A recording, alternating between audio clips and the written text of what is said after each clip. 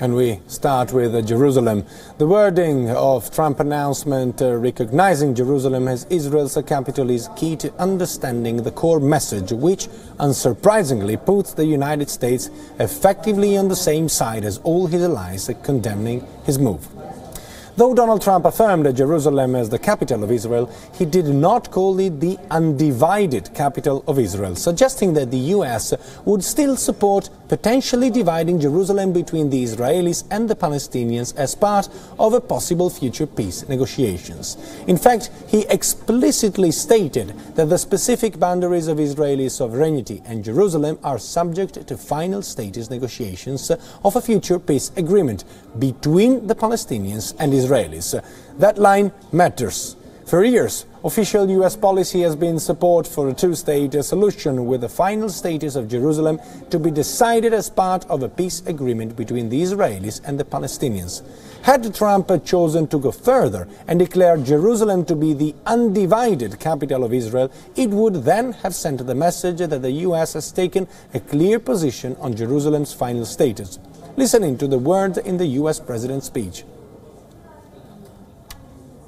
In making these announcements, I also want to make one point very clear. This decision is not intended in any way to reflect a departure from our strong commitment to facilitate a lasting peace agreement. We want an agreement that is a great deal for the Israelis and a great deal for the Palestinians. We are not taking a position of any final status issues, including the specific boundaries of the Israeli sovereignty in Jerusalem or the resolution of contested borders. Those questions are up to the parties involved. The United States remains deeply committed to helping facilitate a peace agreement that is acceptable to both sides. I intend to do everything in my power to help forge such an agreement. Without question, Jerusalem is one of the most sensitive issues in those talks.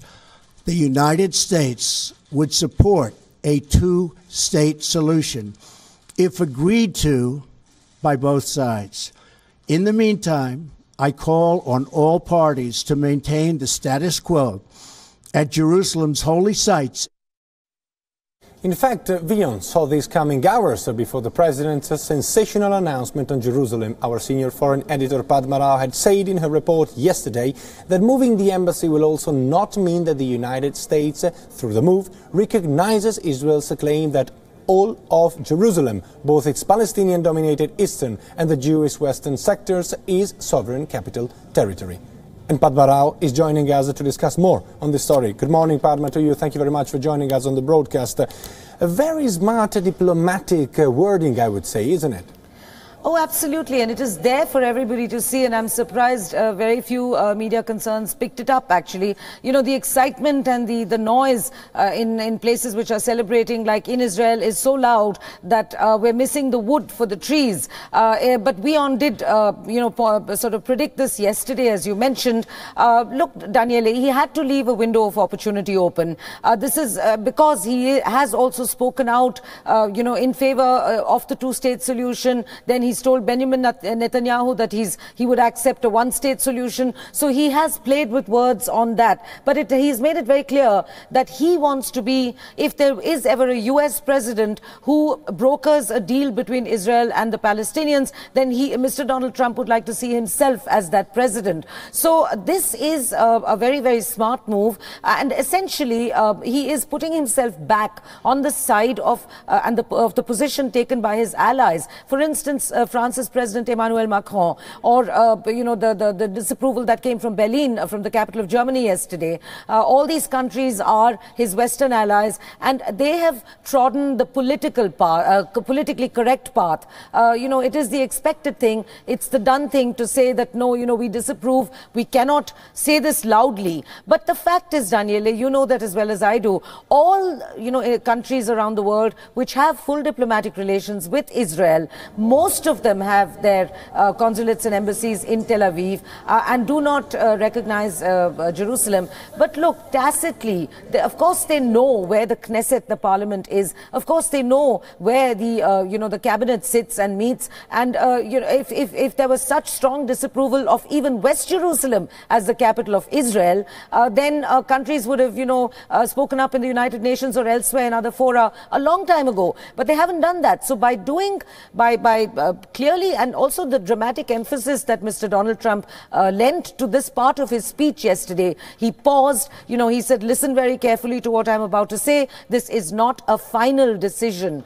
Now we come to the words final decision.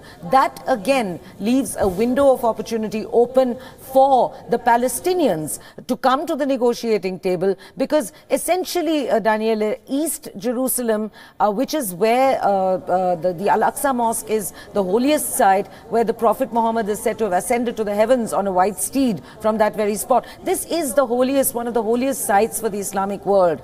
And indeed, I don't think we're likely to see, for the same reason, the kind of implosion that people are expecting in the Islamic world, because like you and me and like WION, they see this as a window, a sliver of opportunity, if you like, for them to achieve their ultimate goal, which is East Jerusalem as the capital of Palestine. And I think that's what President Trump was hinting at.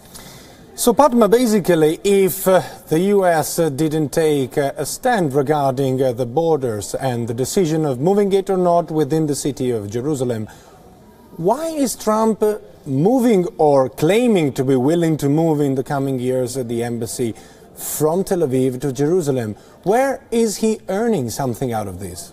Well, obviously nothing. It's as symbolic as the establishment of embassies by other countries in Tel Aviv and not in West Jerusalem. So this is, this is again a symbolic move. And frankly speaking, Daniele, President Trump, has just about 4 years in office. It's going to take at least that long for his architects to swing into motion. Jerusalem's not such an easy city to build in. Every stone you step on, has a 2,000 or 3,000-year-old history behind it. So it's not going to be that easy. It is a symbolic move. And, before the covers come off, what may, some fear look like yet another Trump Corporation building. Thank you very much, our senior editor, Padma Rao, helping us to understand and to put into perspective what President Donald Trump said yesterday regarding the intention to shift the embassy, the US embassy, from Tel Aviv to Jerusalem, but cleverly stating that he has no intention whatsoever to take a stand on the division between East Jerusalem and West Jerusalem. In fact, he did not claim Jerusalem as the united capital city of Israel.